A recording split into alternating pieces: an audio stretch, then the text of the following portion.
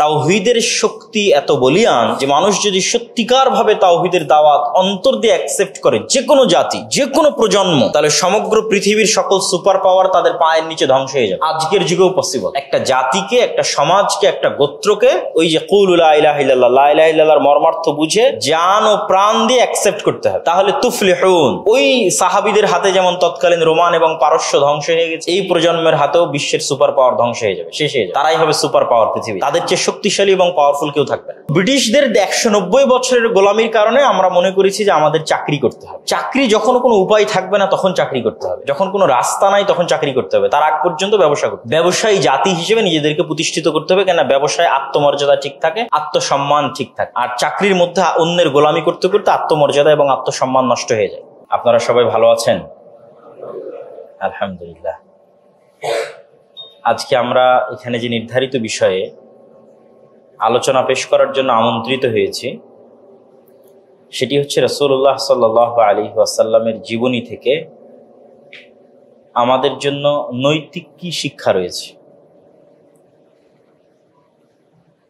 রাসূলুল্লাহ সাল্লাল্লাহু আলাইহি ওয়াসাল্লামের জীবনী সম্পর্কে বলতে হলে এবং তার জীবনী থেকে আমাদের জন্য নৈতিক শিক্ষা সম্পর্কে বলতে হলে শুরুতেই কয়েকটি কথা বলে নিতে হয়। সেটি হচ্ছে, মানুষ হিসেবে একজন মানুষের যত উন্নত গুণাবলী থাকা সম্ভব সর্বোচ্চ পর্যায়ের, তার প্রত্যেকটা উন্নত গুণাবলী সর্বোচ্চ পর্যায়ে যার মধ্যে ছিল তিনি হচ্ছেন আমাদের নবী মুহাম্মদ সাল্লাল্লাহু আলাইহি ওয়াসাল্লাম।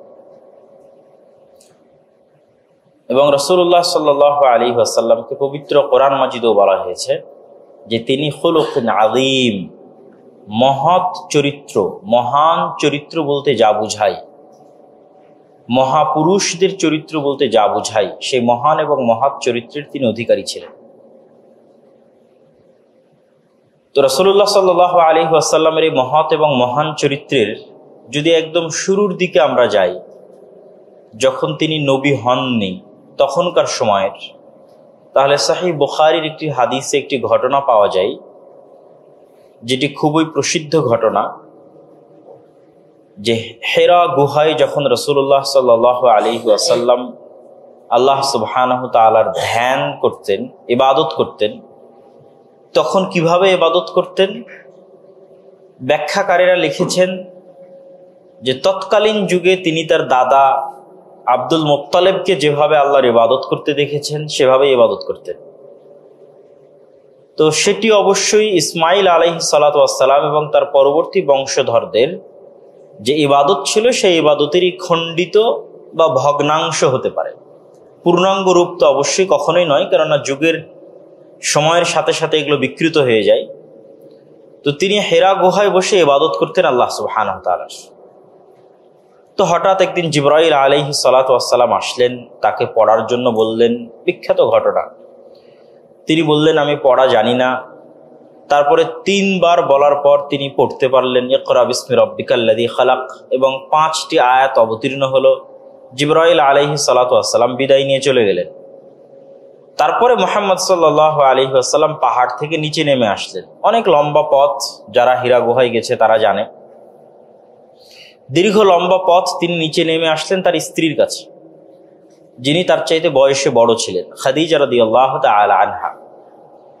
আসার পর তিনি বলছেন জাম্মিলুনি জাম্মিলুনি, চাদর দিয়ে আমাকে ঢেকে দাও, কেননা ওনার শরীর তখন থরথর থরথর করে কাঁপতেছিল। খাশিতু আলা নাফসি, আমি মৃত্যুর আশঙ্কা করতেছি, আমি মারা যাব মর্মে আশঙ্কা করতেছি, অতএব চাদর দাও, আমি একটু ল্যাপ বা কম্বল গায়ে দিয়ে শুই। প্রচন্ড পরিমাণে ঠান্ডা এবং শরীর কম্পমান, জ্বর আসার পূর্বে যেরকম হয়। তো যখন রাসূলুল্লাহ সাল্লাল্লাহু আলাইহি ওয়াসাল্লাম বললেন যে আমি মৃত্যুর আশঙ্কা করতেছি, তখন তার স্ত্রী খাদিজা রাদিয়াল্লাহু তাআলা আনহা পাল্টা উত্তরে বলছেন লা ইউখজিকাল্লাহু আবাদা, আল্লাহ সুবহানাহু তাআলা আপনাকে কখনোই ধ্বংস করবেন না অথবা অপমানিত করবেন না।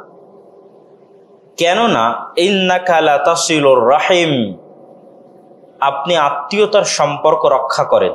ওয়া তাকরি যায়ফ, মেহমান আসলে মেহমানের মেহমানদারি করান। ওয়া তুঈনু আলা নাওয়াইবিল হক, বিপদগ্রস্ত মানুষকে আপনি সহযোগিতা করেন। ওয়া তাহমিলুল কাল, যে তার বোঝা বহন করতে পারছে না, ঋণের বোঝা হোক অথবা চলন্ত পথে যে কোনো কিছুর বোঝা হোক, সেই বোঝা উঠিয়ে দিতে আপনি সহযোগিতা করেন। এইভাবে ধারাবাহিক রাসূলুল্লাহ সাল্লাল্লাহু আলাইহি ওয়াসাল্লামের যে গুণাবলীগুলো ওই দিন খাদিজা রাদিয়াল্লাহু তাআলা আনহা তুলে ধরেছেন, এগুলো নবী হওয়ার আগের গুণাবলী, পূর্বের গুণাবলী। এখন তো তিনি নবী হচ্ছেন, তো তখন খাদিজা রাদিয়াল্লাহু তাআলা আনহা তাকে অভয় বাণী দিচ্ছেন, আশ্বাস দিচ্ছেন যে আপনি কখনোই ক্ষতিগ্রস্তদের অন্তর্ভুক্ত হতে পারেন না, আল্লাহ কখনোই আপনার ক্ষতি করতে পারে না। এই গুণ যার মধ্যে থাকতে পারে, সে তার ক্ষতি আল্লাহ সুবহানাহু ওয়া তাআলা কিভাবে করতে পারে?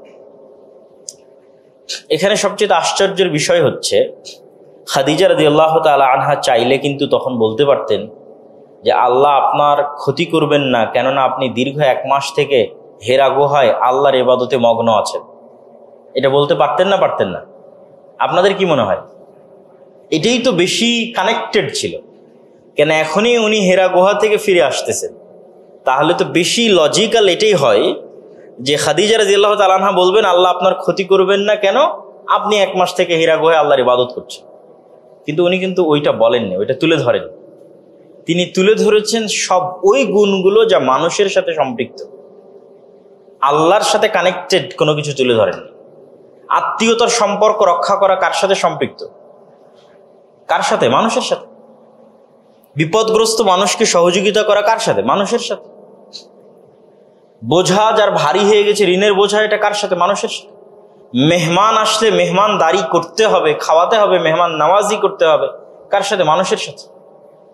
তো মুহাম্মদ সাল্লাল্লাহু আলাইহি ওয়াসাল্লাম অনেক উঁচু গুণের অধিকারী ছিলেন জন্মগতভাবে,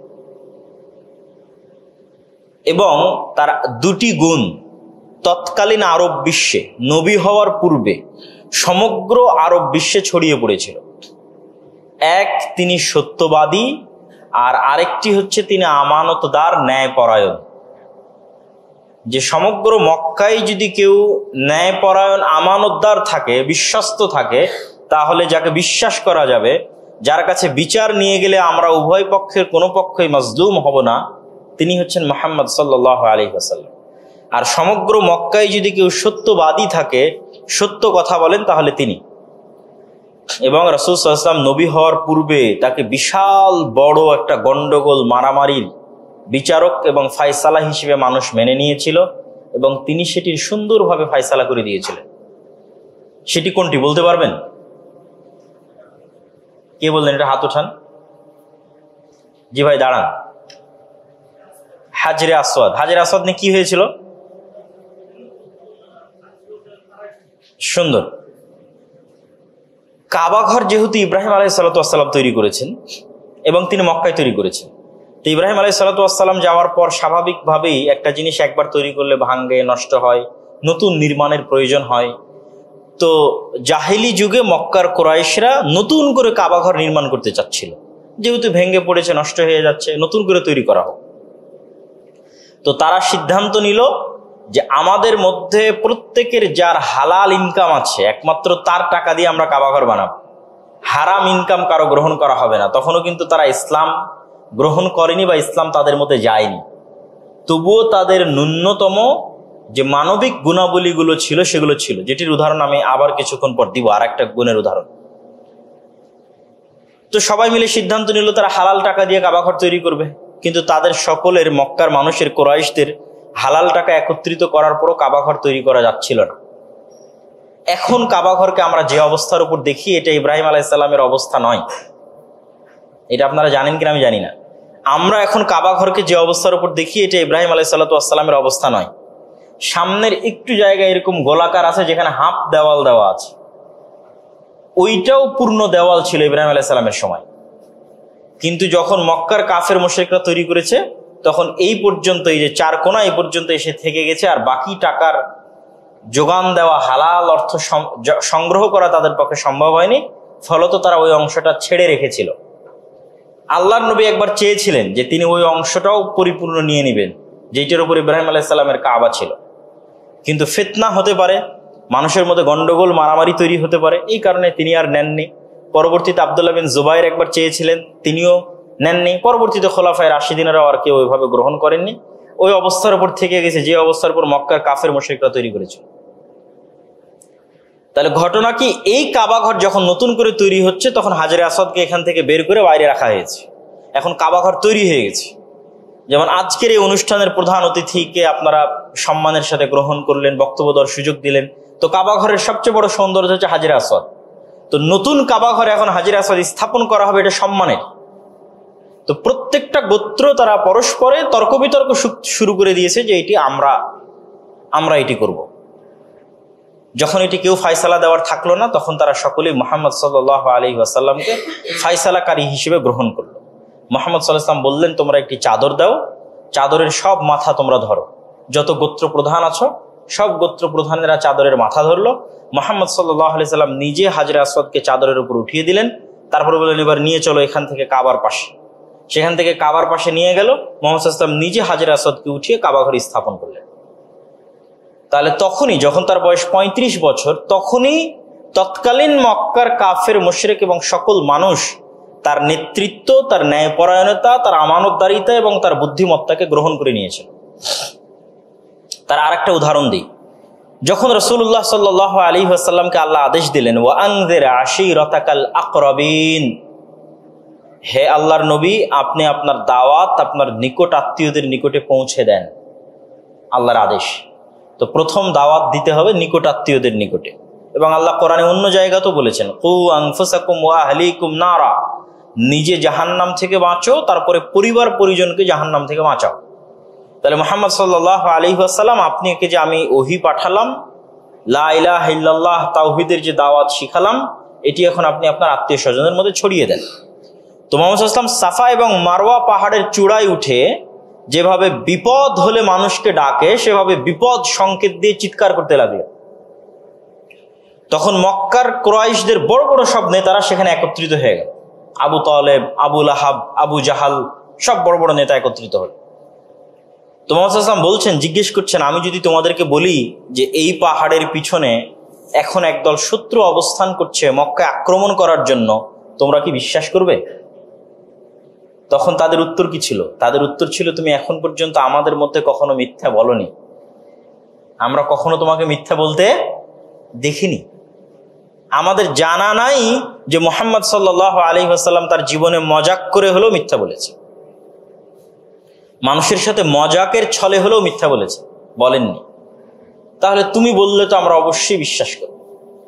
তখন এবার তিনি বললেন, কুলু লা ইলাহা ইল্লাল্লাহ তুফলিহুন, আমি যে দাওয়াত নিয়ে এসেছি, এক আল্লাহর ইবাদত করতে হবে, তাওহীদে বিশ্বাস করতে হবে, এটির প্রতি বিশ্বাস স্থাপন করো, তোমরা সফল কাম হয়ে যাবে, সাকসেসফুল হয়ে যাবে, সাকসেসফুল ক্যারিয়ার তোমাদের হয়ে যাবে দুনিয়াতে এবং পরকালে। দুনিয়াতে তোমরা বিশাল সাম্রাজ্যের অধিকারী হবা, আর পরকালে তোমরা বিশাল জান্নাতের অধিকারী হবা। আরজুহাস সামাওয়াতু ওয়াল আরজ। তাওহীদের শক্তি এত বলিয়ান যে মানুষ যদি সত্যিকার ভাবে তাওহীদের দাওয়াত অন্তর দিয়ে অ্যাকসেপ্ট করে, যে কোনো জাতি, যে কোনো প্রজন্ম, তাহলে সমগ্র পৃথিবীর সকল সুপার পাওয়ার তাদের পায়ের নিচে ধ্বংস হয়ে যাবে। আজকের যুগেও পসিবল। একটা জাতিকে, একটা সমাজকে, একটা গোত্রকে ওই যে কুলু লা ইলাহা ইল্লাল্লাহ, লা ইলাহা ইল্লাল্লাহর মর্মার্থ বুঝে জান ও প্রাণ দিয়ে অ্যাকসেপ্ট করতে হবে, তাহলে তুফলিহুন। ওই সাহাবীদের হাতে যেমন তৎকালীন রোমান এবং পারস্য ধ্বংস হয়ে গেছে, এই প্রজন্মের হাতেও বিশ্বের সুপার পাওয়ার ধ্বংস হয়ে যাবে, শেষ হয়ে যাবে। তারাই হবে সুপার পাওয়ার পৃথিবীর, তাদের চেয়ে শক্তিশালী এবং পাওয়ারফুল কেউ থাকবে না। তো আমাদের মূল আলোচ্য বিষয় কি ছিল? যে মুহাম্মদ সাল্লাল্লাহু আলাইহি ওয়াসাল্লামের নবী হওয়ার পূর্বেই তার জন্মগত যে গুণাবলীর স্বীকৃতি তৎকালীন আরব বিশ্বের কাফের এবং মুশরিকরা দিত, তার একটা সারমর্ম আমরা দেখলাম খাদিজা রাদিয়াল্লাহু তাআলা আনহার হাদিসে, যে তিনি কতটা মানব দরদি এবং মানব সেবী ছিলেন। আর আরেকটা আমরা দেখলাম এই দুই উদাহরণের মধ্যে যে তিনি সত্যবাদী, ন্যায়পরায়ণ, আমানতদার হিসেবে তৎকালীন মক্কার কাফের এবং মুশরিকরা তাকে বিশ্বাস করত। এবং এখানে আপনাদেরকে আরো একটি বিষয় তুলে ধরি, সেটি হচ্ছে নেতা কখনোই সত্যবাদী এবং ন্যায়পরায়ণ হওয়া ছাড়া নেতা হওয়া যায় না। যে নেতা সত্যবাদী হবে না, যে নেতা ন্যায়পরায়ণ হবে না, তার অধীনস্থরা তার কথা শুনবে না, তার বিরুদ্ধে বিদ্রোহ করবে, হবেই বিদ্রোহ আজ অথবা কাল। তার ক্ষমতা কখনো স্থায়ী হবে না।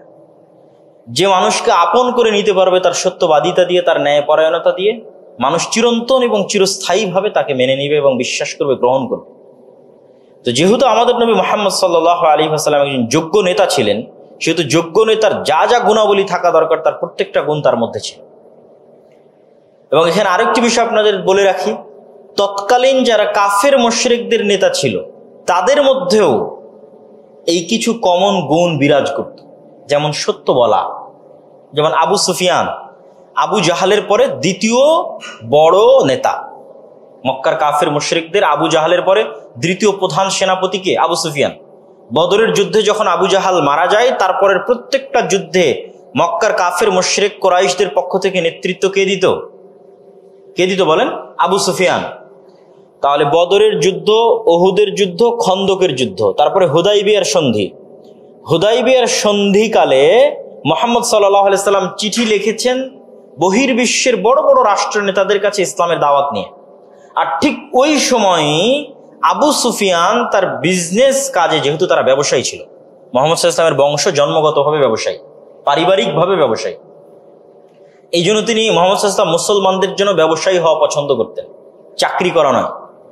রাসূলুল্লাহ সাল্লাল্লাহু আলাইহি ওয়াসাল্লাম একটা হাদিসে বলেছেন, আত-তাজিরুস সাদুক আল আমিন, সত্যবাদী আমানতদার ব্যবসায়ী কিয়ামতের মাঠে নবীদের সাথে থাকবে। বলেন আল্লাহু আকবার। সত্যবাদী আমানতদার ব্যবসায়ী কিয়ামতের মাঠে নবীদের সাথে থাকবে। এই জন্য উম্মতে মুহাম্মাদির বৈশিষ্ট্যগত যদি কোনো ক্যারিয়ার থাকে, জব থাকে, সেটি কি? ব্যবসা। মুহাম্মদ সাল্লাল্লাহু আলাইহি ওয়াসাল্লামের চাচা ব্যবসায়ী, তিনি নিজে ব্যবসায়ী, তার আত্মীয় স্বজন সব ব্যবসায়ী। তিনি খাদিজা রাদিয়াল্লাহু তাআলা আনহার ব্যবসা দেখাশোনা করতে গিয়েই ডাবল প্রফিট যখন দিয়েছেন, তখনই খাদিজা রাদিয়াল্লাহু তাআলা আনহা তাকে বিবাহের প্রস্তাব দিয়েছে। মানে কতটা চৌকস ব্যবসায়ী হলে তিনি ডবল প্রফিট এনে দিতে পারেন সিরিয়া থেকে। তো কিন্তু ব্রিটিশদের 190 বছরের গোলামির কারণে আমরা মনে করেছি যে আমাদের চাকরি করতে হবে। চাকরি যখন কোনো উপায় থাকবে না তখন চাকরি করতে হবে, যখন কোনো রাস্তা নাই তখন চাকরি করতে হবে, তার আগ পর্যন্ত ব্যবসা করতে হবে। ব্যবসায়ী জাতি হিসেবে নিজেদেরকে প্রতিষ্ঠিত করতে হবে, কেননা ব্যবসায় আত্মমর্যাদা ঠিক থাকে, আত্মসম্মান ঠিক থাকে। আর চাকরির মধ্যে অন্যের গোলামি করতে করতে আত্মমর্যাদা এবং আত্মসম্মান নষ্ট হয়ে যায়, স্বাধীনতা থাকে না। তো আমরা যেটি বলছিলাম, আবু সুফিয়ান যেহেতু ব্যবসার সুযোগ পেয়েছে, হুদাইবিয়ার সন্ধির সময় যুদ্ধ বন্ধ, তাহলে এটাই তার জন্য ব্যবসার সুযোগ, আর ওটি মুহাম্মদ সাল্লাল্লাহু আলাইহি ওয়াসাল্লামের জন্য বহির্বিশ্বে দাওয়াত দেওয়ার সুযোগ। তো আবু সুফিয়ান ব্যবসায়িক কাজে গেছে ঠিক ওই জায়গাতেই, যেই জায়গাতে মুহাম্মদ সাল্লাল্লাহু আলাইহি ওয়াসাল্লামের বার্তাবাহক গেছে ইসলামের দাওয়াত চিঠি নিয়ে। সেটি হচ্ছে আজকের জেরুজালেম, আল মসজিদ আল আকসা। কেননা তার কিছুদিন পূর্বেই এই মসজিদ আকসা, জেরুজালেম, রাসূল সাল্লাল্লাহু আলাইহি ওয়াসাল্লাম যখন মক্কায়, তখন এই জেরুজালেম ছিল অগ্নিপূজকদের হাতে, মাজুসিদের হাতে। অল্প কিছুদিনের ব্যবধানে, যেই সময় আল্লাহ কোরআনে অবতীর্ণ করেছেন গলিবাতির রোম, ওই আয়াতে আল্লাহ সুবহানাহু ওয়া তাআলা ঘোষণা দিয়েছেন অচিরেই রোমান খ্রিস্টানরা জেরুজালেম বিজয় করবে। এবং রাসূল সাল্লাল্লাহু আলাইহি ওয়াসাল্লামের হুদাইবিয়া সন্ধির অল্প কিছুদিন পূর্বেই রোমান এম্পায়ার বা রোমান খ্রিস্টানরা জেরুজালেম বিজয় করে এবং অগ্নিপূজকদের হাত থেকে মুক্ত করে। এবং ওই সময় রোমান খ্রিস্টানদের বিজয়ে মুহাম্মদ সাল্লাল্লাহু আলাইহি ওয়াসাল্লাম খুশি হয়েছেন, অথচ বিজয় কিন্তু মুসলমানদের হচ্ছে না, হচ্ছে রোমান এম্পায়ারের খ্রিস্টানদের। কিন্তু অগ্নি পূজকদের হাত থেকে তো, পরিপূর্ণ মুশরিকদের হাত থেকে তো অন্তত আহলে কিতাবদের হাতে আসতেছে, এই জন্য তো মুহাম্মদ সাল্লাল্লাহু আলাইহি ওয়াসাল্লাম খুশি হয়েছেন। আর তখন রোমান এম্পায়ারের হেডকোয়ার্টার ছিল আজকের তুরস্ক, ইস্তাম্বুল বা কনস্টান্টিনিপল বলা হতো ইতিহাসের পাতায়। তো ওই ইস্তাম্বুল, কনস্টান্টিনিপল থেকে বাদশাহ হিরাক্লিয়াস তাদের ভাষায় উমরা বা হজ করার জন্য, আমরা যে উমরা হজ করতে যাই, সেই উমরা হজ করার জন্য সফরে এসেছে জেরুজালেম, আল মসজিদ আল আকসায়। তখন মুহাম্মদ সাল্লাল্লাহু আলাইহি ওয়াসাল্লামের বার্তাবাহক সেখানে চিঠি নিয়ে গেছে। কিসের দাওয়াত? ইসলামের দাওয়াত। তখন তিনি জানতে চাইলেন কে এই মুহাম্মদ আল আরবি, আরব থেকে নবী বের হবে, এটা তো আমাদের জানার বাইরে। তো ডাকো আশেপাশে কোনো আরব গোত্র বা কোনো দল আছে কিনা। তো গোটা ফিলিস্তিন বা গোটা জেরুজালেমে খুঁজে দেখা গেল, হ্যাঁ, এই যে আবু সুফিয়ানের যে টিম, এরাই তো আরাবিয়ান, এরা ব্যবসা করতে আসছে। তাদেরকেই ধরে নিয়ে আসা হলো বাদশার দরবার। এই হাদিসও আপনি বুখারীর শুরুতেই পাবেন। তো এখন আবু সুফিয়ানকে জিজ্ঞেস করা হচ্ছে, লম্বা কথোপকথন, বাদশাহ হিরাক্লিয়াস আবু সুফিয়ানকে জিজ্ঞেস করছে, তুমি বলো মুহাম্মদ সাল্লাল্লাহু আলাইহি ওয়াসাল্লাম সম্পর্কে কি জানো। তো এই অনেক প্রশ্ন, কোন বংশে জন্ম হয়েছে, কেমন লোক তার দিন গ্রহণ করতেছে, তার দিনের অনুসারীর সংখ্যা দিন দিন বাড়তেছে কিনা, তার আচার ব্যবহার চাল চরিত্র কেমন, প্রত্যেকটা প্রশ্ন করতেছে। তো আবু সুফিয়ান বলছে যে আমি ওই দিন একটি কথাও মুহাম্মদ সাল্লাল্লাহু আলাইহি ওয়াসাল্লামের নামে মিথ্যা বলতে পারি। সে তখন কাফের মুশরিক এবং সে টানা পরপর 3টা যুদ্ধ করেছে মুহাম্মদ সাল্লাল্লাহু আলাইহি ওয়াসাল্লামের বিরুদ্ধে। বদরের যুদ্ধ করেছে, উহুদের যুদ্ধ করেছে, খন্দকের যুদ্ধ করেছে এবং মুহাম্মদ সাল্লাল্লাহু আলাইহি ওয়াসাল্লামকে হত্যা করা এবং মুহাম্মদ সাল্লাল্লাহু আলাইহি ওয়াসাল্লামের মদিনার সাম্রাজ্যকে মাটির সাথে মিশিয়ে দেওয়া তার জীবনের একমাত্র লক্ষ্য এবং উদ্দেশ্য। তথা তার চিরন্তন এবং চিরশত্রু সম্পর্কে তাকে জিজ্ঞাসা করা হচ্ছে যখন কোনো রেকর্ডার নাই, লাইভ নাই, ফোন নাই, কিছু নাই, সে চাইলে মিথ্যা বলতে পারতো না? বলেন আপনারা? পারত, কিন্তু সে তখন মিথ্যা বলে। তাহলে এখন আপনি আমাদের মুসলমানদের উদাহরণ টানেন, গত 15 বছরের স্বৈর শাসনের উদাহরণ টানেন, ভবিষ্যতে গণতান্ত্রিক রাজনীতির কারণে যে দল এক দল আর এক দলের বিরুদ্ধে বলবে তাদের উদাহরণ টানেন। এরা সবাই মুসলমান, কিন্তু নিজের শত্রুর বিষয়ে কখনো সত্য বলতে তারা পারছে না। নিজের শত্রু যাকে মনে করছে তার বিষয়ে সবসময় মিথ্যা বলতেছে। তাহলে আবু সুফিয়ান অন্তত সত্য বলাই এই সমস্ত মুসলমানদের চেয়ে ভালো ছিল না? ভালো ছিল না? ভালো ছিল।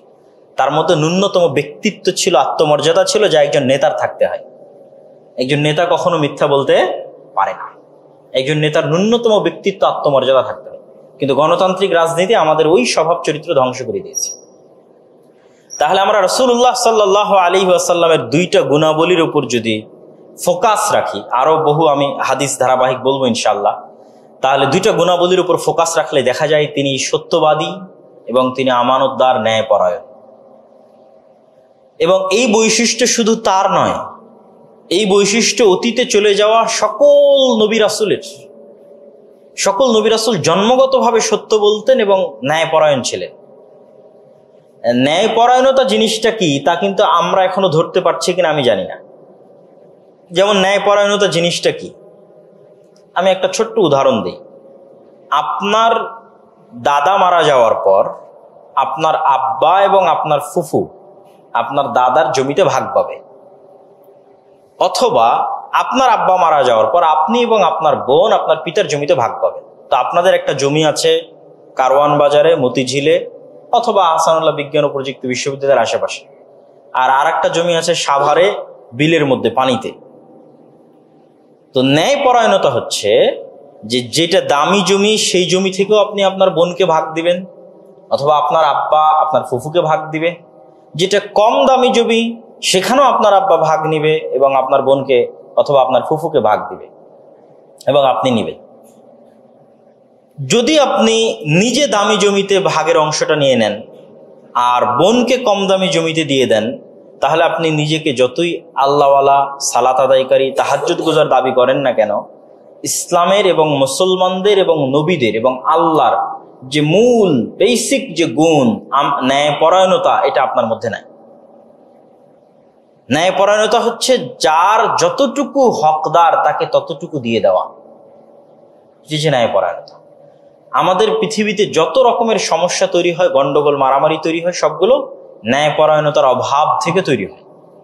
আমরা দুর্নাম করার সময় ইনসাফ করতে পারি না, আমরা পক্ষে বলার সময়ও ইনসাফ করতে পারি না। আমরা পক্ষে বললেও ন্যায়পরায়ণতার মাপকাঠি ছাড়িয়ে যাই, বিপক্ষে বললেও ন্যায়পরায়ণতার মাপকাঠি ছাড়িয়ে যায়। আল্লাহ সুবহানাহু ওয়া তাআলা নিজেও ন্যায়পরায়ণ এবং সত্যবাদী। রাসূলুল্লাহ সাল্লাল্লাহু আলাইহি ওয়াসাল্লাম বলছেন, সাবআতুন ইউদিল্লুহুমুল্লাহ ইয়াওমা লা দিল্লা ইল্লা দিল্লুহ। 7 শ্রেণীর মানুষকে আল্লাহ সুবহানাহু ওয়া তাআলা কিয়ামতের মাঠে বিশেষ ছায়া দিবেন। তার 1 নাম্বার ইমামুন আদিল, ন্যায়পরায়ণ, দায়িত্বশীল। 1 নম্বরে আল্লাহ কোনো নামাজি এবং সিয়াম পালনকারীকে জায়গা দেন। ন্যায়পরায়ণ ভিসি আল্লাহর আরশের ছায়া পাবে। ন্যায়পরায়ণ এসপি, ডিসি, ওসি, প্রধানমন্ত্রী, প্রধান উপদেষ্টা, সমন্বয়ক আল্লাহর আরশের ছায়া পাবে। ন্যায়পরায়ণতা এক বড় মহৎ গুণ যা মানুষ অর্জন করতে পারে না, খুব কঠিন মানুষের জন্য অর্জন করা। একমাত্র 100% ন্যায়পরায়ণ হচ্ছেন আল্লাহ সুবহানাহু ওয়া তাআলা। তো আমাদের নবীও ছিলেন ন্যায়পরায়ণ। তার জীবনের যে কোনো ঘটনা আপনি উঠিয়ে দেখেন, যে ঘটনায় নাস্তিকরা তর্ক বিতর্ক করে সেই ঘটনাগুলো উঠিয়ে দেখেন, আগে পিছে চতুর্দিকে বিশ্লেষণ করে দেখেন, তার প্রত্যেকটা ডিসিশন ছিল ন্যায়পরায়ণতার মাপকাঠিতে, শতভাগ ন্যায়। তিনি কোনো মুনাফিককে হত্যা করেননি, হত্যার আদেশ দেননি। কেননা মুনাফিকেরা আড়ালে মুনাফিকি করত, মুখে তারা নিজেদেরকে মুসলিম বলেই পরিচয় দিত। তো তারা যে আড়ালে মুনাফিকি করতো এটা মুহাম্মদ সাল্লাল্লাহু আলাইহি ওয়াসাল্লাম জানতেন, কিন্তু তিনি কখনো কোনো মুনাফিককে হত্যার আদেশ দেননি। এটা হচ্ছে তার ন্যায় পরায়ণতার মাপকাঠি। তায়েফের মানুষকে তিনি ক্ষমা করে দিয়েছে, মক্কার মানুষকে তিনি ক্ষমা করে দিয়েছে। এগুলো সব তার ন্যায় পরায়ণতা এবং উদারতার জায়গা থেকে, মহৎ হৃদয়ের জায়গা থেকে।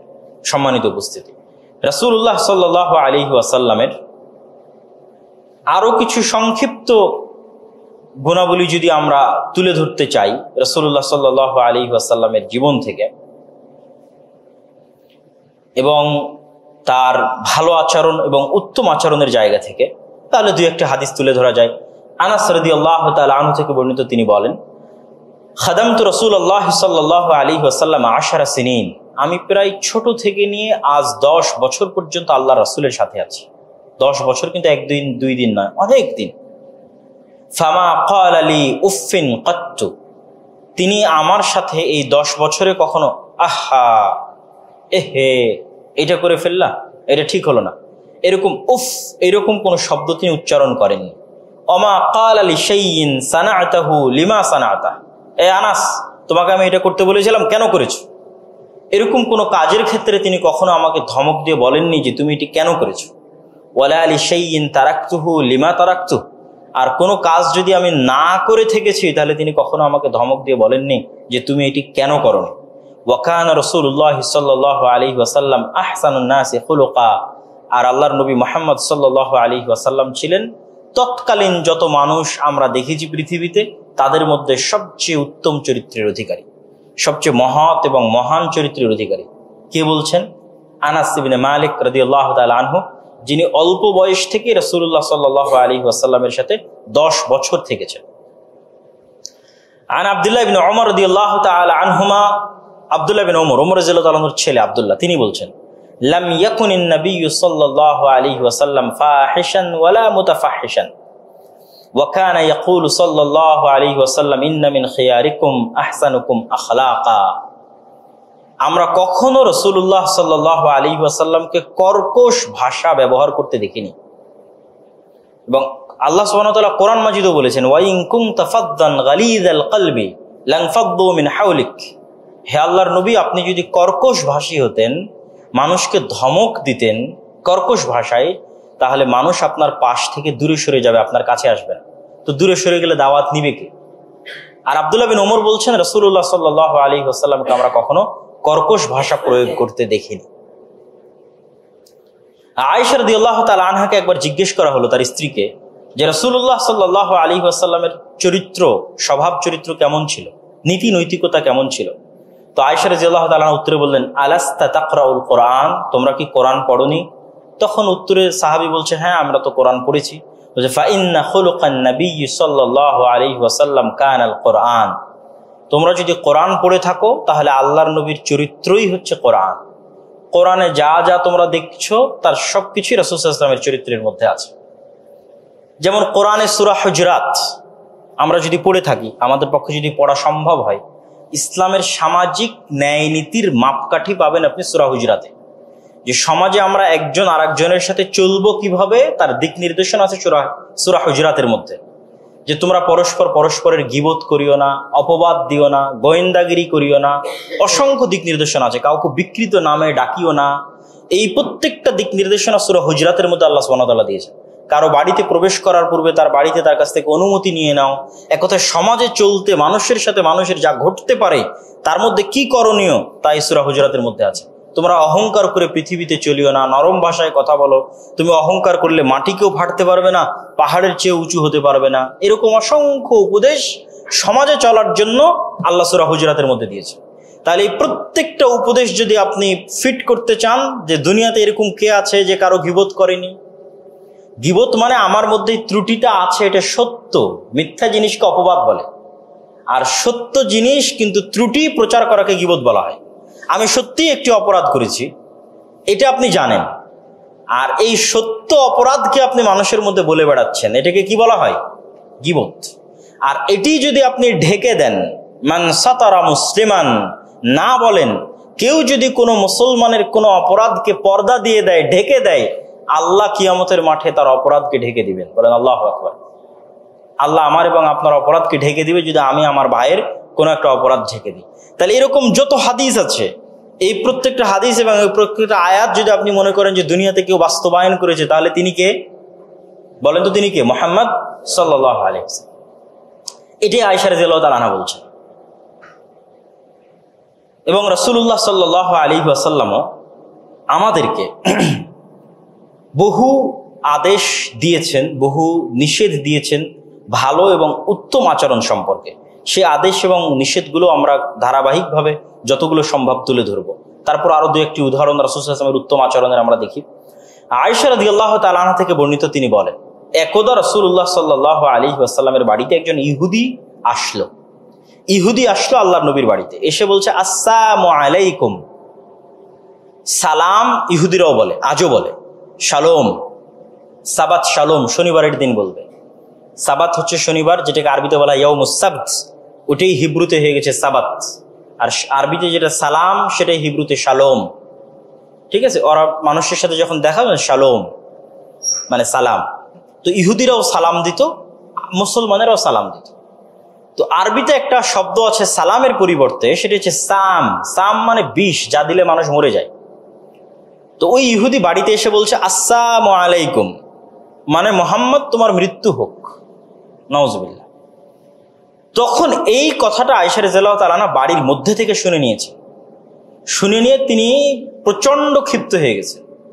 আয়েশা রাদিয়াল্লাহু তাআলা আনহা প্রচন্ড ক্ষিপ্ত হয়ে তিনি বলছেন, আলাইকুম ওয়া লা'নাকুমুল্লাহ ওয়া গাযাবাল্লাহু আলাইকুম। বলছে, মৃত্যু আল্লাহর নবীর না, মৃত্যু তোমাদের হোক। আল্লাহর অভিশাপ আর আল্লাহর লানত তোমাদের উপর বর্ষিত হোক। তো আয়েশা রাদিয়াল্লাহু তাআলা আনহা মহিলা মানুষে ক্ষিপ্ত হয়ে গেছে। তখন মুহাম্মদ সাল্লাল্লাহু আলাইহি ওয়াসাল্লাম তাকে বলছেন, মাহলান ইয়া আয়েশা, থামো থামো আয়েশা থামো। আলাইকি বিররিফক, মানুষের সাথে নম্র আচরণ করো, মানুষের সাথে ভদ্র আচরণ করো। আলাইকি বিররিফক, মানুষের সাথে নরম হও। ওয়া ইয়াকা ওয়াল উনফ ওয়াল ফুহশ, মানুষের সাথে কর্কশ খারাপ বদমেজাজি আচরণ করিও না। তখন আয়েশা রাদিয়াল্লাহু তাআলা আনহা বলছেন, আওয়ালাম তাসমা মা ক্বালু, আল্লাহর নবী আপনি কি শোনেননি এই ইহুদি কি বলেছে আপনাকে? আপনি কি এটা শোনেননি? তখন রাসূল সাল্লাল্লাহু আলাইহি ওয়াসাল্লাম উত্তরে বলছে যে, হ্যাঁ আমি শুনেছি, কিন্তু তুমি কি শুনছো না? আমি তোমাকে কি বলছি? আমি কি বলতেছি? যে মানুষের সাথে নম্র এবং ভদ্র আচরণ করতে হবে। এবং আমি তাদের উত্তরে ওয়া ইয়াক, আসসালামু আলাইকুমের উত্তরে ওয়া ইয়াকুম আমি বলেছি, যেটির অর্থ হচ্ছে তারা আমার জন্য যে বদদোয়া করেছে তাদের জন্য সে বদদোয়া প্রয়োগ হোক। তো এই যে রাসূলুল্লাহ সাল্লাল্লাহু আলাইহি ওয়াসাল্লামের জীবনের বিভিন্ন ঘটনা, এই ঘটনা অসংখ্য ঘটনা আমরা তুলে ধরতে পারবো, যে ঘটনাগুলো দ্বারা তার নীতি নৈতিকতা, তার চারিত্রিক উন্নতি ফুটে ওঠে। এখন কিছু হাদিস আপনাদের সামনে তুলে ধরি, যেগুলো রাসূলুল্লাহ সাল্লাল্লাহু আলাইহি ওয়াসাল্লাম বলিষ্ঠ এবং উন্নত চাল চরিত্র এবং নীতি নৈতিকতার জন্য বলে গেছেন। রাসূলুল্লাহ সাল্লাল্লাহু আলাইহি ওয়াসাল্লাম বলেন, আনা যাঈমুন বিবাইতিন ফি রাবাদিল জান্নাহ, আমি জান্নাতের সর্বোচ্চ স্থানে একটি বাড়ির জিম্মেদার, জামিনদার ওই ব্যক্তির জন্য, লিমান তারাকাল মিরাআ ওয়া ইন কানা মুহিক্কান, যে ব্যক্তি গন্ডগোল ছেড়ে দিবে, তর্ক বিতর্ক ছেড়ে দিবে, যদিও সে হকের উপর থাকে। ওবিবাইতিন ফি ওয়াসাতিল জান্নাহ, আর আমি আরেকটি বাড়ির জিম্মেদার, জামিনদার ওই ব্যক্তির জন্য, লিমান তারাকাল কাযিবা ওয়া ইন কানা মাযিহান, যে ব্যক্তি মিথ্যা বলা ছেড়ে দিবে, যদিও মজাক করে হয়। ওবিবাইতিন ফি আ'লাল জান্নাহ, আর আমি আরেকটি বাড়ির জিম্মেদার, জামিনদার জান্নাতে তার জন্য, লিমান হাসানা খুলুকাহ, যে ব্যক্তি তার আচরণকে, চাল চরিত্রকে, ব্যবহারকে উত্তমে পরিণত করবে। রাসূলুল্লাহ সাল্লাল্লাহু আলাইহি ওয়াসাল্লাম বলেন, ইন্নামা বুইসতু লিউতাম্মিমা মাকারিমাল আখলাক। তিনি আরো বলেন, মা মিন শাইইন আসকাল ফি মিজান, এমন কোনো আমল নেই যে আমল মিজানের দাড়িপাল্লায় ভারী হতে পারে উত্তম আচরণের তুলনায়। মিজানের দাড়িপাল্লায় উত্তম আচরণ যত ভারী হবে, তার চাইতে ভারী কোনো নেকি, কোনো আমল পৃথিবীতে নাই। রাসূলুল্লাহ সাল্লাল্লাহু আলাইহি ওয়াসাল্লাম বলেন, মিন হুসনি ইসলামিল মারই তারকুহু মা লা ইয়ানি, একজন মুসলমানের সবচেয়ে উত্তম বৈশিষ্ট্য এমন কথা ও কাজ পরিত্যাগ করা যেই কথা ও কাজের কোনো উপকার নেই। আড্ডা দেওয়া, গল্পগুজব করা, অযথা কাজে সময় নষ্ট করা, ফেসবুক, ইউটিউব, টুইটার, টিকটকে সময় নষ্ট করা। একজন মুসলমানের সবচেয়ে উত্তম বৈশিষ্ট্য হচ্ছে এমন কাজ ছেড়ে দেওয়া যেই কাজের কোনো উপকার, কোনো ভালো, কোনো কল্যাণকর দিক নেই। রাসূলুল্লাহ সাল্লাল্লাহু আলাইহি ওয়াসাল্লাম বলেন, লা ইয়াদখুলুল জান্নাতা মান কানা ফি কলবিহি মিসকাল যাররাতিন মিন কিবার, ওই ব্যক্তি কখনোই জান্নাতে প্রবেশ করতে পারবে না যার অন্তরের মধ্যে অহংকার রয়েছে। অহংকার থেকে মানুষ খারাপ আচরণ করে। রাসূলুল্লাহ সাল্লাল্লাহু আলাইহি ওয়াসাল্লাম আরো বলেন, মান কানা ইউমিন বিল্লাহি ওয়াল ইয়াউমিল আখির ফালইউকরিম জারাহ, যে ব্যক্তি আল্লাহর উপর বিশ্বাস রাখে, পরকালের প্রতি বিশ্বাস রাখে, সে যেন তার পাড়া প্রতিবেশী, আত্মীয় স্বজনের সাথে উত্তম আচরণ করে। মান কানা ইউমিন বিল্লাহি ওয়াল ইয়াউমিল আখির, যে ব্যক্তি আল্লাহর প্রতি বিশ্বাস রাখে, পরকালের প্রতি বিশ্বাস রাখে, সে যেন তার মেহমানকে সম্মান করে। রাসূলুল্লাহ সাল্লাল্লাহু আলাইহি ওয়াসাল্লাম আরো বলেন যে ঈমানের পরিচয় হচ্ছে তুমি নিজের জন্য সেটি ভালোবাসবে, তোমাদের মধ্যে সে ব্যক্তি ততক্ষণ মুমিন হতে পারবে না, লা ইউমিনু আহাদুকুম, ততক্ষণ পর্যন্ত মুমিন হতে পারবে না যতক্ষণ না সে তার ভাইয়ের জন্য ওইটি পছন্দ করবে যেটি সে তার নিজের জন্য পছন্দ করবে। আমাদের সমাজ ব্যবস্থায় এটি আমরা সর্বক্ষেত্রে এবং সর্বাবস্থায় প্রয়োগ করতে পারি। চলতে ফিরতে, উঠতে বসতে, যদি এটা অনেক কঠিন পরীক্ষা, মানুষের পক্ষে সম্ভব কতটুকু আল্লাহ ভালো জানে, কিন্তু এগুলো উত্তম চরিত্র, উত্তম নীতি নৈতিকতার মানদণ্ড। যে আপনি নিজের জন্য যেটা ভালো মনে করতেছেন চট করে সেটি দখল করে নিয়ে নিলেন না, আপনার অন্তরকে বুঝান যেটি আমি আমার নিজের জন্য ভালো মনে করতেছি এটা আমার ভাইয়ের জন্য ছেড়ে দিই, তাকেই দিয়ে দিই, সেই নিক। এইরকম যদি সমাজ ব্যবস্থা গড়ে ওঠে তাহলে সেই সমাজ ব্যবস্থা অবশ্যই যে কোনো প্রকার মারামারি, গন্ডগোল, ফিতনা, ফাসাদ থেকে মুক্ত থাকবে। সম্মানিত উপস্থিতি, রাসূলুল্লাহ সাল্লাল্লাহু আলাইহি ওয়াসাল্লাম আমাদের চরিত্র উত্তম হওয়ার জন্য কিছু দোয়াও শিখিয়ে দিয়েছেন। যেমন আমরা যখন আয়নার সামনে দাঁড়াই তখন রাসূলুল্লাহ সাল্লাল্লাহু আলাইহি ওয়াসাল্লাম কি শিখিয়েছেন? আল্লাহুম্মা হাসসানতা খালকি ফাআহসিন খুলুকি, হে আল্লাহ, আপনি আমার চেহারা সুন্দর করে দিয়েছেন, অতএব আপনি আমার চরিত্রকে সুন্দর করে দেন। তো চরিত্র সুন্দর হওয়া একটি গুরুত্বপূর্ণ বিষয় যার প্রতি রাসূলুল্লাহ সাল্লাল্লাহু আলাইহি ওয়াসাল্লাম গুরুত্ব আরোপ করেছেন। চরিত্র সুন্দর এবং ইসলামের মৌলিক গুণাবলী, এই সব বিষয়ের শেষে দু একটি হাদিস বলে আমার বক্তব্য শেষ করে দেওয়ার চেষ্টা করব। সেটি হচ্ছে, ইসলামে প্রত্যেক মানুষ বা প্রত্যেক মুসলমানের তিনটে জিনিস আর এক মুসলমানের প্রতি হারাম। এক, রক্ত; দুই, অর্থ; তিন, সম্মান। যত মানবাধিকার আইন আছে, সকল মানবাধিকার আইনে রক্তের নিরাপত্তার কথা বলা আছে, অর্থের নিরাপত্তার কথা বলা আছে, কিন্তু সম্মানের নিরাপত্তার কথা বলা নাই। একমাত্র রিলিজিয়ান পৃথিবীতে যেখানে মানুষের সম্মানের নিরাপত্তার নিশ্চয়তা দেওয়া আছে এবং সম্মানের নিরাপত্তার গুরুত্ব দিতে গিয়ে অসংখ্য হাদিস এবং অসংখ্য আয়াত অবতীর্ণ হয়েছে। হিউম্যান রাইটস অনুযায়ী আপনি আমার বিরুদ্ধে লিখতে পারবেন, এটাই হিউম্যান রাইটস। আর ইসলামের বিধান অনুযায়ী আপনি আমার বিরুদ্ধে লিখবেন না, এটি আমার সম্মান। আপনি আমার সম্মানকে হেফাজত করলেন, আমার সম্মানকে বাঁচালেন। আপনি বলছেন তাহলে অপরাধের বিচার হবে কিভাবে সমাজে? মানুষ যদি সবকিছু গোপন রাখে তাহলে বিচার হবে কিভাবে?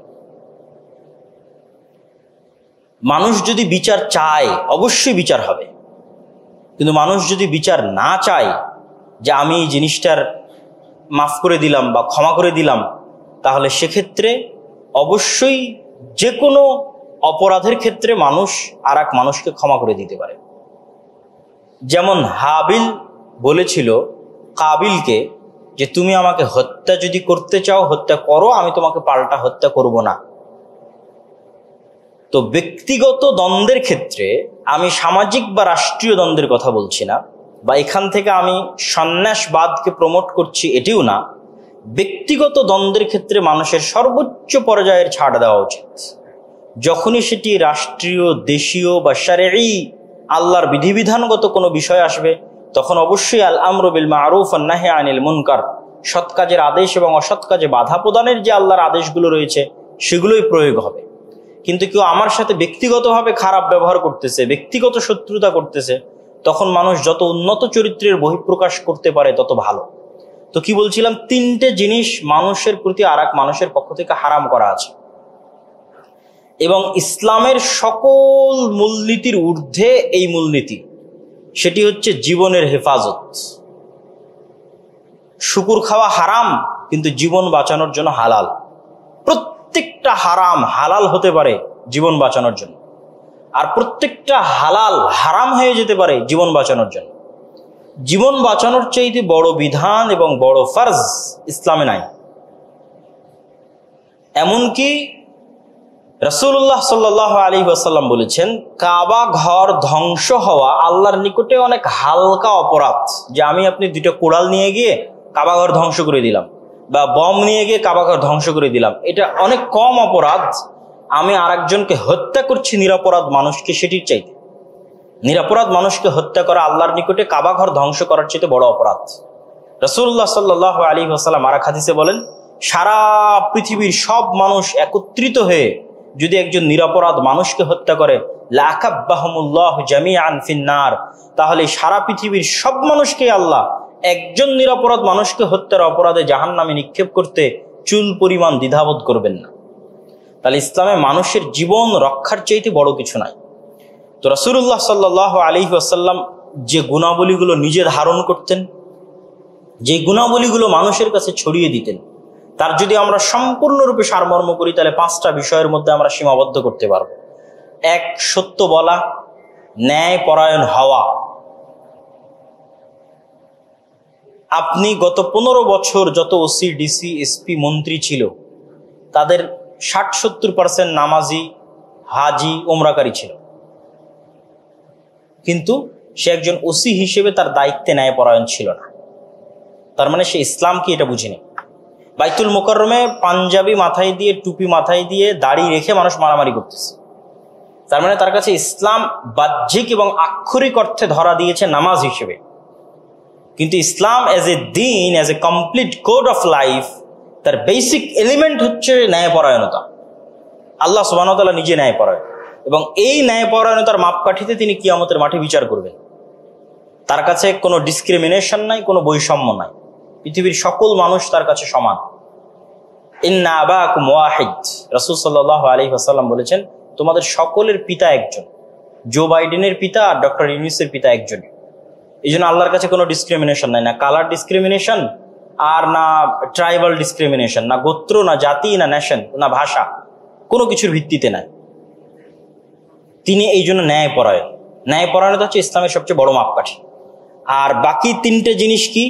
মানুষের জীবনকে হেফাজত করা, মানুষের অর্থকে হেফাজত করা, মানুষের সম্মানকে হেফাজত করা।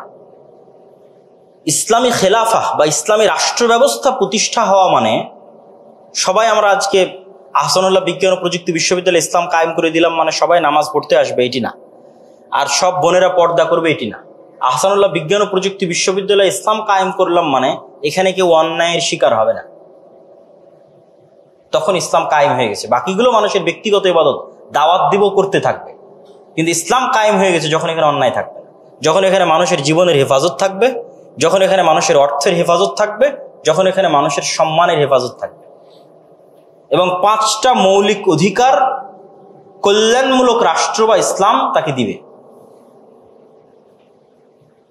তার থাকা, খাওয়া, পরিধান, বস্ত্র, শিক্ষা, চিকিৎসা, এই যে 5টা মৌলিক অধিকার আছে, এটা যদি একজন পশুও না পায় তার জন্য ইসলামী রাষ্ট্র জিম্মেদার থাকবে।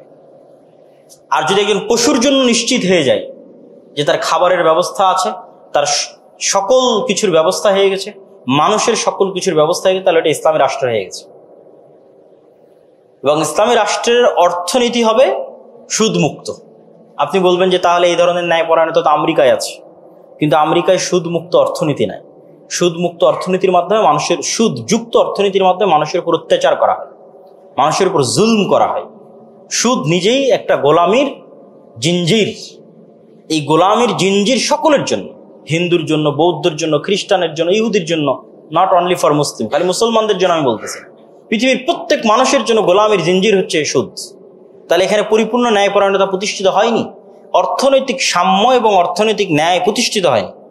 অর্থনৈতিক সাম্য এবং অর্থনৈতিক ন্যায় প্রতিষ্ঠা হওয়ার জন্য সুদমুক্ত অর্থনীতি লাগবে, এবং অবশ্যই 100 টাইমস বেটার হবে আজকের আমেরিকার চাইতে। আমেরিকার মানুষই শতভাগ বেশি ভালো থাকবে যদি সুদমুক্ত অর্থনীতি বাস্তবায়ন করা হয়।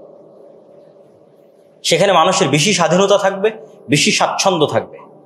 আর না হলে দেখবেন, ইংল্যান্ডে যদি যান তাহলে দেখবেন আপনার সকল কিছুর নিরাপত্তা আছে, আপনার খাওয়া, আপনার থাকা, আপনার চিকিৎসা, সকল কিছুর নিরাপত্তা আছে, কিন্তু আপনার দিন আনতে দিন শেষ। তথা আপনার ইনকামের লেভেলটা হচ্ছে আপনি সারা জীবনের ইনকাম দিয়ে একটা বাড়ি কিনতে পারবেন না, সারা জীবনের ইনকাম দিয়ে একটা জমি কিনতে পারবেন না, সারা জীবনের ইনকাম দিয়ে নিজের পায়ে নিজের স্বাধীন ইচ্ছা মতো কিছু করতে পারবেন না। আপনাকে সব কিছু দিয়ে রাখা আছে, কিন্তু আপনি গোলাম। কেননা অর্থনৈতিক স্বাধীনতা নাই। অর্থনৈতিক স্বাধীনতা না থাকার কারণে আপনি অর্থনৈতিক গোলামের জীবন যাপন করছেন। তাহলে একটা ওভারঅল ইসলামের যদি আমরা মোহাম্মদ সাল্লাল্লাহু আলাইহি ওয়াসাল্লামের জীবনের নীতি নৈতিকতার যদি একটা সারমর্ম দাঁড় করাই, তাহলে ব্যক্তি জীবনে যেমন আমাদেরকে সৎ এবং ন্যায়পরায়ণ হতে হবে, অন্যের অপরাধ ঢেকে রাখতে হবে, অন্যের অপরাধকে ক্ষমা করতে শিখতে হবে, গীবত করা যাবে না, অপবাদ দেওয়া যাবে না, বিপদগ্রস্ত মানুষকে সহযোগিতা করতে হবে। এগুলোই হচ্ছে ইসলামের মৌলিক জিনিস, মৌলিক শিক্ষা, রাসূল সাল্লাল্লাহু আলাইহি ওয়াসাল্লামের জীবনের মৌলিক শিক্ষা, যা বক্তব্যের শুরু থেকে আপনাদের সামনে তুলে ধরছি। পারিবারিক জীবনে যত নিয়ম কানুন দেওয়া আছে এগুলো মূলত বংশকে হেফাজত করার জন্য। যে আপনার বংশধারা যদি সংরক্ষণ না হয়, মানুষ সাইকোলজিক্যালি ট্রমার মধ্যে চলে যাবে। একটা সন্তান জানে না যে তার বাবাকে, সে সাইকোলজিক্যালি এবং মেন্টালি আরেকজন সন্তানের চাইতে যে জানে তার বাবাকে, ডিপ্রেসড থাকবে, ফ্রাস্ট্রেশনে থাকবে। 100% আপনি লিখে নেন, পরীক্ষা করেন। পৃথিবীতে একজন সন্তান যে তার পিতার পরিচয় জানে, আরেকজন সন্তান তার পিতার পরিচয় জানে না, যে জানে না সে ফ্রাস্ট্রেশনে থাকবে, হতাশায় থাকবে। পিতার পরিচয় যেন মানুষ জানতে পারে, এই জন্য পারিবারিক সিস্টেম, পরিবারের দুর্গ, এই জন্য অবৈধ সম্পর্ক নিষিদ্ধ, এই জন্য রিলেশনশিপ নিষিদ্ধ, এই জন্য একমাত্র মানুষের নারী এবং পুরুষের কাছে যাওয়ার একমাত্র বৈধ মাধ্যম হচ্ছে বিবাহ। এই জন্য তালাকের এই লম্বা প্রসেস, এগুলো সবগুলো মানুষের বংশধারাকে সংরক্ষণ করার জন্য। আর শয়তান কিন্তু সবচেয়ে বড় আঘাতটা এই জায়গাতেই করে। আপনাদের তো জানার কথা যে ইবলিস যখন বসে তার বিশাল সিংহাসন নিয়ে, তখন সবচেয়ে বেশি খুশি হয় কাউকে জেনা করাতে পারলে না, সবচেয়ে বেশি খুশি হয় যদি স্বামী স্ত্রীর মধ্যে বিচ্ছেদ ঘটাতে পারে। কেন? এটাতে পরিবার ধ্বংস হয়। এবং এখন যে আমরা পাশ্চাত্য থেকে যেটা দেখে আসলাম এবং বাংলাদেশেও চর্চা হচ্ছে, LGBTQ, এটি মানুষের, পুরুষের পৌরুষত্ব এবং মানুষের মনুষ্যত্বকে ডাউন করার জন্য। ফেরাউনের পৌরুষত্ব এবং মনুষ্যত্ব ডাউন ছিল না, চরম লেভেলের অহংকারী ছিল, কিন্তু পুরুষ ছিল। যে ফেরাউন যদি মনে করতো মনে মনে যে সে একজন নারী, তাহলে স্বাভাবিক পৌরুষত্ব এবং স্বাভাবিক মনুষ্যত্ব ডাউন হয়ে যেত। আবু জাহাল, আবু লাহাব, আবু সুফিয়ান, তারা পুরুষ ছিল এবং মানুষ ছিল, যেটা আমি বললাম যে সত্য বলতো। ইমানে তাদের সমস্যা ছিল, কিন্তু ব্যক্তিত্ব এবং আত্মমর্যাদা, আত্মসম্মানে স্ট্রং পার্সোনালিটির অধিকারী ছিল। আমরা যেন স্ট্রং পার্সোনালিটির অধিকারী হতে না পারি, সব যেন শয়তানের গোলাম হয়ে যায়, এই জন্য এই ধরনের থিওরিগুলো সমাজে বাস্তবায়ন করা হচ্ছে। তাহলে ব্যক্তি জীবনের কথা বললাম, পারিবারিক জীবনের কথা বললাম, সামাজিক জীবনে ন্যায় বিচার, সাম্যতা, আর রাষ্ট্রীয় জীবনে 5টা বিষয়ের মৌলিক অধিকার এবং জান, মাল, অর্থ এবং সম্মানের নিরাপত্তা। এগুলো হচ্ছে ইসলামের জিম্মেদারি, এগুলোই ইসলামের থিওরি। এই ইসলামের সৌন্দর্যগুলো কিন্তু আমরা মানুষের সামনে ফুটিয়ে তুলতে পারি না। আমরা ঘুরে ফিরে কিন্তু একই গর্তে ঘুরপাক খাচ্ছি। ডেমোক্রেসি, গণতন্ত্র, 15 বছর যারা ছিল আবার নতুন এরকমই আসবে, তারা এই একটা জিনিসও ফুলফিল করতে পারবে না। কেননা ডেমোক্রেসির মধ্যে সক্ষমতা নাই যে সে এটা ফুলফিল করবে, এটা নাই। আপনাকে একমাত্র সমাধান হিসেবে খুঁজে নিতে হবে ইসলামকে। ইসলাম আপনাকে পরিপূর্ণ নিরাপত্তা, পরিপূর্ণ সম্মান, পরিপূর্ণ শান্তি পৃথিবীর যে কোনো তন্ত্র মন্ত্রের চেয়ে বেশি দিতে পারবে। এবং এটি আমাদের মধ্যে চর্চা হতে হবে, আমাদের নলেজ থাকতে হবে এবং আমাদের কথাবার্তা বলতে হবে, জানতে হবে এবং মানুষকে জানাতে হবে যে আমরা যে সংগ্রাম করলাম, যুদ্ধ করলাম, জীবন দিলাম বাংলাদেশে শান্তি প্রতিষ্ঠা করার জন্য, সাম্য, ন্যায় বিচার, ন্যায় নীতি প্রতিষ্ঠা করার জন্য, এটা ইসলাম ছাড়া কোনো মতেই সম্ভব নয়, অন্য আর কোনো কিছু দিয়ে সম্ভব নয়। কিন্তু ইসলামের এই সুন্দর চেহারাটা আমরা লুকিয়ে রাখি, মানুষের সামনে তুলে ধরি না। সম্মানিত উপস্থিতি, তো রাসূলুল্লাহ সাল্লাল্লাহু আলাইহি ওয়াসাল্লামের জীবনী থেকে আমাদের শিখার অনেক কিছুই আছে। আমি শুধু নীতি নৈতিকতা, উত্তম চরিত্র, আচার ব্যবহার এই অংশটুকু ফুটিয়ে তোলার চেষ্টা করলাম। আল্লাহ সুবহানাহু ওয়া তাআলা আমাদের সকলকে উক্ত আলোচনা থেকে জানার, চিন্তার খোরাক নেওয়ার, রাসূল সাল্লাল্লাহু আলাইহি ওয়াসাল্লামের জীবনে আরো বেশি পড়ার, প্রতিটা ঘটনা, প্রতিটা ধাপ, প্রতিটা অংশ পড়ার এবং চিন্তা ভাবনা করার, যে তিনি কোন সিচুয়েশন কিভাবে ডিল করতেন, কোন পরিবেশে কোন পরিস্থিতিতে মানুষের সাথে কিভাবে কথা বলেছেন। আমরা যদি ওই গুণাবলীগুলো আমাদের মধ্যে ধারণ করতে পারি, যেটা দিয়ে বক্তব্য শুরু করেছিলাম, আমরাও একদিন বিজয়ী হব এবং আজকের সুপার পাওয়ারেরাও একদিন আমাদের পায়ে পদানত হবে। যেমন ইতিহাসে সংঘটিত হয়েছিল, ভবিষ্যতেও এটি সম্ভব, কিন্তু পরিবর্তন আসতে হবে আমাদের নিজেদের মধ্যে থেকে, আমাদের চাল চরিত্র এবং স্বভাব চরিত্রের মধ্যে থেকে। আল্লাহ সুবহানাহু ওয়া তাআলা আমাদের কবুল করুক। আল্লাহুম্মা আমিন। ওয়া আখিরু দাওয়ানা আনিল হামদুলিল্লাহি রাব্বিল আলামিন। আসসালামু আলাইকুম ওয়া রাহমাতুল্লাহি ওয়া বারাকাতুহু।